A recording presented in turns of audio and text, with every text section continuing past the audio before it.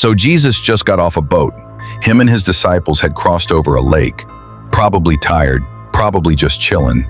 But the second they step onto land, boom, two demon-possessed men come running at them. Now here's the verse, Matthew 8, verse 28. When he arrived at the other side in the region of the Gadarenes, two demon-possessed men coming from the tombs met him. They were so violent that no one could pass that way. These men weren't just sick or sad, they were gone, demon-possessed, living in tombs, like where dead people are buried. Nobody messed with them, too dangerous. People avoided that whole area. So picture this, you're walking with Jesus and out comes these two wild men. Dirty, loud, angry, maybe foaming at the mouth, people probably screaming, hiding. But Jesus, he stands calm. And get this, the demons talk to Jesus.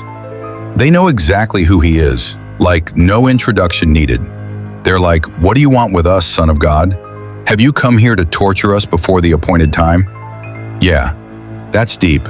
Even the demons respect Jesus' authority. They knew he had power over them.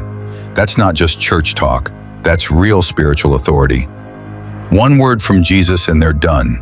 Now the demons see a big herd of pigs nearby. So they beg Jesus, and I mean beg. "If you drive us out, send us into the pigs." And Jesus, one word, "Go."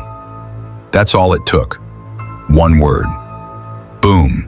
Demons fly out of the men, rush into the pigs, and the whole herd, like hundreds of pigs, just runs straight off a cliff into the water and dies. Can you imagine watching that? Just standing there and hundreds of pigs go wild and dive into the sea. That's not normal. That's supernatural. Now the men who were watching the pigs, they run to the town. Like, they are not sticking around for whatever this was. They go tell everybody what happened. And here's the part that gets me. Matthew 8, verse 34. Then the whole town went out to meet Jesus. And when they saw him, they pleaded with him to leave their region. Wait, what? Jesus just freed two men who were suffering for who knows how long, living like animals, tormented, and now they're in their right minds. But instead of celebrating, the people tell Jesus to leave. Why?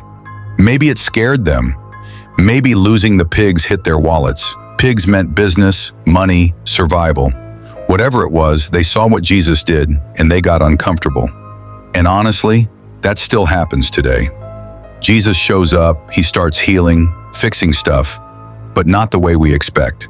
Sometimes it costs us something, and instead of letting him work, we push him away. But I want you to hear me. Those two men, they were gone, everyone gave up on them, but not Jesus. He went to the place nobody else wanted to go, and he saved the ones nobody else could save.